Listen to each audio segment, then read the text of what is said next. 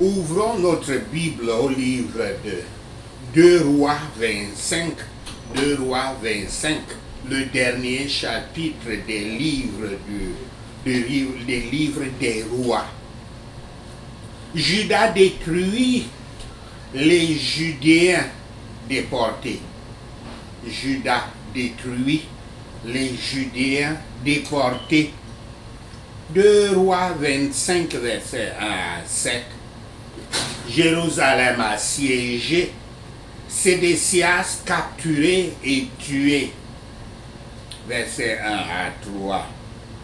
Quand Nebuchadnezzar, ou bien Nebuchadnezzar, attaque Jérusalem, il utilise la méthode commune d'attaque des villes fermement fortifiées de ces temps-là. Un siège tel que décrit ici était destiné à entourer une ville, à empêcher toutes les activités et tous les échanges d'entrée ou de sortie, pour finir par affamer la population et la mener à capituler. Après 1 an et demi, Nebuchadnezzar et les Babyloniens sont au point de la victoire sur Jérusalem. Jérusalem était si bien fortifiée et aussi sur la montagne qu'elle ne pouvait être prise que lorsque la famine rendit les assiégés incapables de résister. Dans la prophétie et les lamentations du prophète Jérémie, nous trouvons plus sur cet événement, qui était triste, puisque le prophète parle même des femmes qui mangeaient leurs enfants pour survivre. C'est dire à quel point c'était grave. Ici, il suffit de dire que l'impiété et la misère des assiégés étaient très généraux même, graves, à ce point-là. Enfin, la ville était prise comme dans une tempête. Verset 4 à 5. Le roi Sédécias fait un dernier effort pour s'échapper de l'emprise du siège presque réussi. Une rupture secrète entre les murs de la ville et les lignes de siège des Babyloniens, et le roi et sa famille et ses grands hommes échappèrent dans la nuit par des passages secrets. Mais ceux-là se trompent qui pensent échapper au jugement de Yahweh, autant que ceux qui pensent les braver. Il était à une distance considérable de Jérusalem avant que l'armée ennemie ne l'atteigne dans les plaines de Jéricho. Versets 6 à 7. Les Babyloniens ne sont pas connus pour être aussi cruels que les Assyriens, qui avaient conquis le royaume du Nord, le royaume d'Israël, quelques 150 ans plus tôt.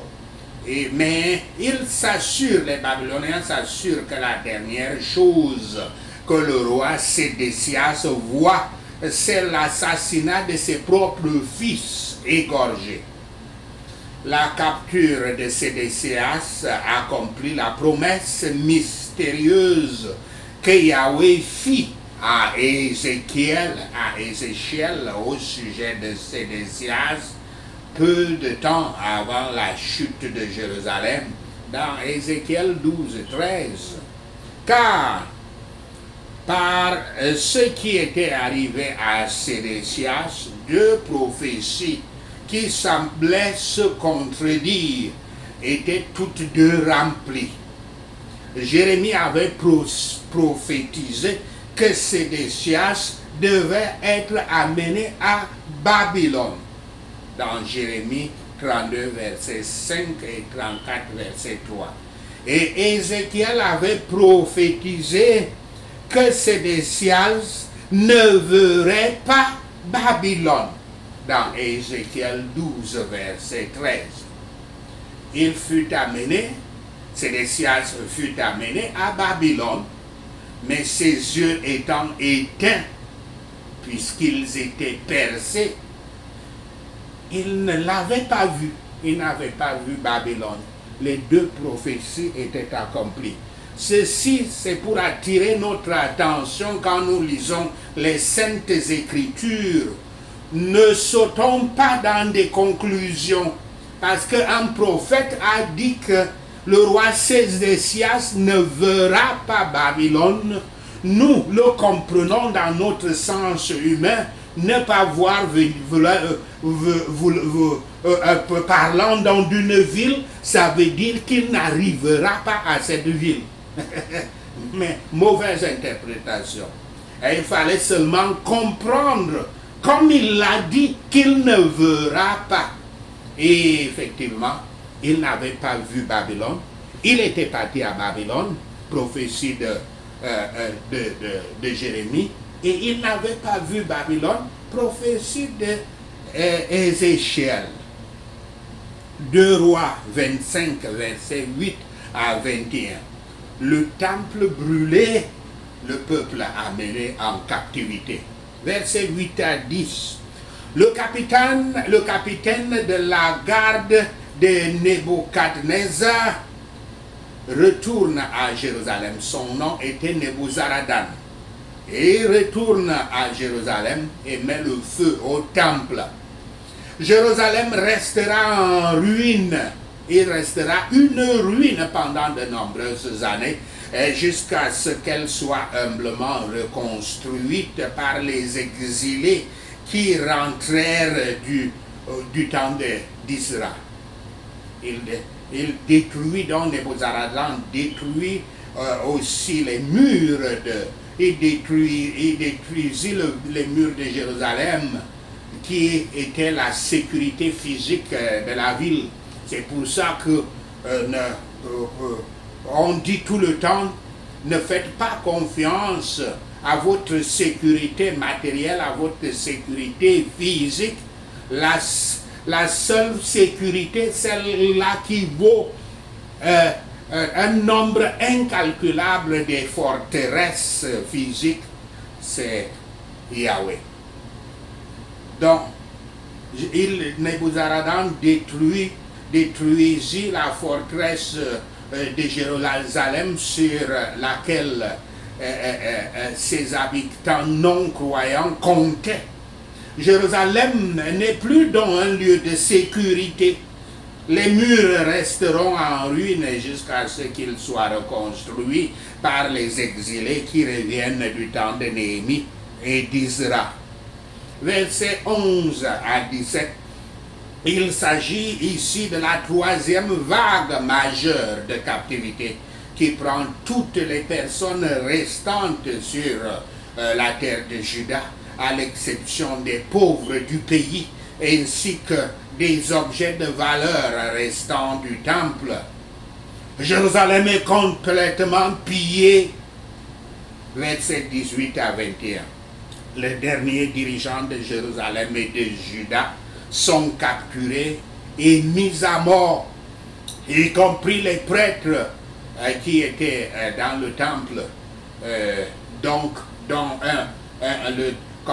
par exemple Sophonie, le deuxième sacrificateur du temple, tous tués. Les tribus d'Israël possédaient cette terre de Canaan depuis quelques 860 ans. Ils l'avaient prise par la foi et l'obéissance à Yahweh, et ils la perdent par l'idolâtrie et le péché, qui est la désobéissance à Yahweh. Yahweh l'avait bien dit à Moïse dans Deutéronome 28, que les choses se passeraient ainsi, selon qu'on croit en lui et on lui obéit, ou alors qu'on lui désobéit et qu'on devient idolâtre. La ville et le temple sont brûlés et il est probable que l'arche avait été brûlée en même temps. Mais il y a une fable juive qui dit que le prophète Jérémie était capable de sauver l'arche et de le cacher quelque part. Et que l'arche n'avait pas été prise parce qu'il n'était pas parmi le comptage des objets que nous voyons, je crois, dans le livre de Daniel. Le comptage des objets qui étaient emportés à Babylone. Et il y a aussi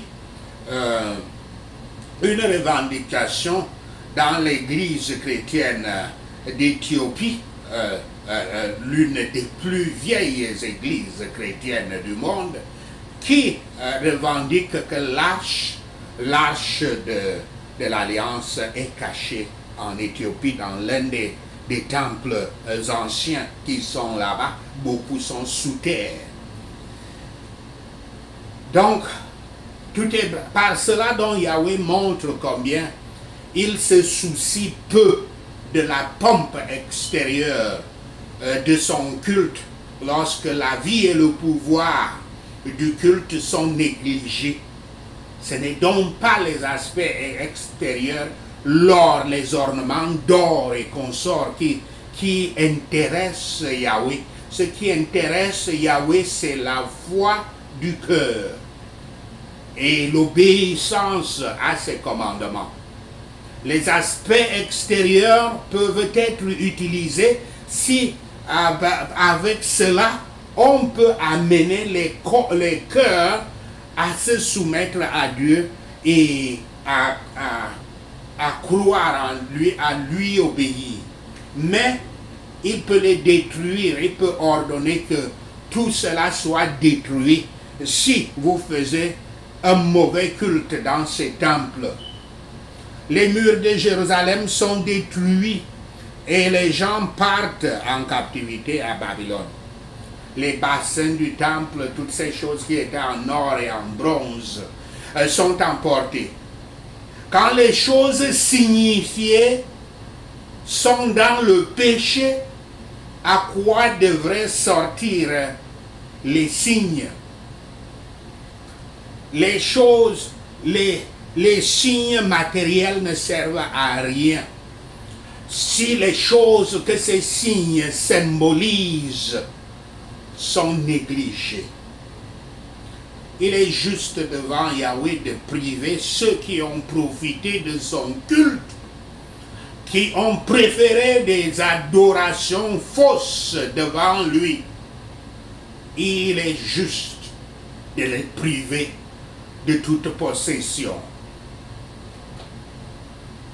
Ceux qui voulaient avoir beaucoup d'autels pour autant de Dieu qu'ils avaient adopté n'en auront maintenant aucun. Comme Yahweh n'avait pas épargné les anges qui avaient péché, comme il avait condamné toute la race humaine ayant chuté dans la tombe et tous les incroyants dans l'enfer, et comme il n'avait pas épargné son propre fils, mais l'avait livré pour nous tous, nous ne devons pas nous soucier de toutes les misères qu'il peut infliger aux nations, aux églises ou aux personnes coupables. 2 Rois 25, versets 22 à 30. Le reste des Juifs fuit vers l'Égypte et Vilmaroda soulage la captivité de Joachim. Versets 22 à 24, le roi de Babylone ayant fait Gedaliah le gouverneur dans ce qui reste de Juda. Il faut rappeler que Gedaliah ne faisait pas, il n'est pas de la descendance de David, Gedaliah est un ami du prophète Jérémie. Il faut aussi rappeler ici, nous pouvons le voir dans Jérémie 26, verset 24, Jérémie 39, verset 14, pour cette amitié. Il faut déjà remarquer ici que le prophète Jérémie était le seul que les Babyloniens avaient laissé sur la terre. Peut-être qu'il y avait aussi d'autres prophètes.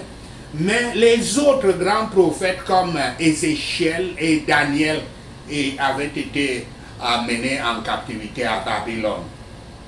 Donc Gedaliah est nommé protecteur des pauvres juifs laissés dans leur pays. Donc Gedaliah conseille aux gens de vivre en paix et de servir le roi de Babylone. Il semble impitoyable il semble un antipatriote et peut-être même impie de le faire. Mais c'est le meilleur qu'ils peuvent faire dans cette situation où ils sont dans le jugement mérité et imparable de Yahweh. Mais les choses de leur paix sont tellement cachées à leurs yeux qu'ils ne savent même pas quand ils s'en sont bien sortis. Les Babyloniens font l'œuvre de Yahweh pour porter ce jugement sur un royaume de Juda qui le méritait. Et ici, pour résister aux Babyloniens, il faut résister à Yahweh. La situation ennuie grandement le prophète Habakkuk. Mais même si Juda est méchante et mérite un jugement, comment Yahweh peut-il utiliser un royaume encore plus méchant comme Babylone pour exécuter son jugement? Habakkuk traite de ces questions difficiles dans Habakkuk 1, verset 5 jusqu'à Habakkuk 2, verset 8. Verset 24, les Chaldéens sont représentatifs des Babyloniens dans leur ensemble, puisque le territoire de la Chaldée était la plus grande, le plus grand territoire des Babyloniens. Versets 25 à 26, parce que Gedaliah se soumet aux Babyloniens, aux Chaldéens, il est considéré comme un traître par un mouvement de résistance local et est ainsi assassiné. Ismaël, qui mène ce mouvement, le tue, ainsi que tous ses amis. Et contre les conseils du prophète Jérémie, le reste de la population va en Égypte, fuit en Égypte, craignant les représailles des Babyloniens. Ainsi, mais quand ils fuyaient en Égypte, ils ne savaient pas que l'Égypte allait aussi être conquise par les Babyloniens. Ainsi, une fois complète, ainsi une fin complète est faite par leur propre folie et leur désobéissance, comme on le voit dans Jérémie 40, de chapitre 40 jusqu'au chapitre 45. Versets 27 à 30. Jéhoachim avait déjà été amené à Babylone avant Sédécias, avant Gedaliah. Il était amené dans des chaînes de bronze, comme nous l'avons vu dans 2 Rois 24, versets 10 à 12.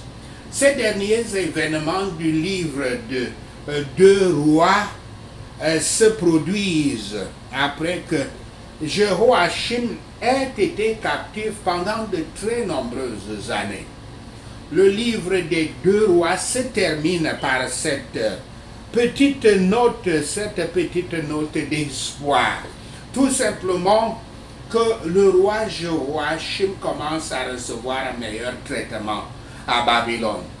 Jéhoachim est sorti de prison où il avait été maintenu pendant 37 ans. Pour l'écrivain de ce livre, cette petite chose est une preuve que Yahweh n'a pas fini de bénir et de restaurer son peuple, annonçant encore plus de bénédictions et de restauration à l'avenir. Que personne ne dise donc qu'il ne verra plus le bien, tout simplement parce qu'il a longtemps vu peu, sinon du mal. Les plus misérables ne savent pas ce que la providence peut encore donner à leurs affaires, ni à quel confort ils sont réservés, à quelle miséricorde ils sont réservés, sur la seule base des jours où ils ont été affligés. Même dans ce monde, le Seigneur apporte une libération de la servitude aux pécheurs affligés qui le cherchent, en accordant des réconforts, des miséricordes aux plaisirs qui sont à sa main droite pour l'éternité. Seul le péché peut nous blesser. Yahshua seul peut faire du bien aux pécheurs. Dernière leçon encore, si je peux répéter, quand vous êtes sous des afflictions, dans des souffrances, pensez toujours que vous êtes en train de subir un jugement de Yahweh. Et Yahweh, quand il punit, c'est pour votre propre bien, parce qu'il cherche à vous amener à son royaume de la vie éternelle, de la vie de bonheur éternel dans son royaume. Et les punitions qu'il vous donne, c'est pour appeler votre attention que vous devez rentrer à lui en toute soumission. Par conséquent, la prière qu'il faut prier quand vous êtes dans des problèmes, quand vous êtes dans les souffrances, les afflictions, c'est de prier pour que le Saint-Esprit vous aide à connaître, à identifier le péché pour lequel vous êtes puni. Et quand le Saint-Esprit vous révèle votre péché, vous rentrez dans le repentir. De façon que votre punition sera ce que la Bible appelle le feu de purification. Il vous purifie et à la fin de cela, vous sortirez comme de l'or pur, c'est-à-dire un saint, ce que Dieu veut à travers les afflictions, les souffrances, à travers ces jugements. Il veut que vous sortiez de là comme de l'or pur, comme une personne sainte. Sachez cela et le Seigneur Yahweh vous bénira. Amen. Alléluia. Prenons ces points de prière. Toutes armées ennemies m'assiégeant, Père Yahweh, dessine ma voie de fuite et libère-moi au nom de Yahshua le Messie. Nous prions. Toi, ce pouvoir qui me prend comme dans une tempête, sois vaincu devant moi par le tremblement de terre de Yahweh au nom de Yahshua le Messie. Tout pouvoir ayant pillé et brûlé mes possessions, soit pillé et détruit par tes débiteurs au nom de Yahshua le Messie. Toi, ce pouvoir détruisant mes investissements, que les pierres du mur crient contre toi et t'effacent au nom de Yahshua le Messie.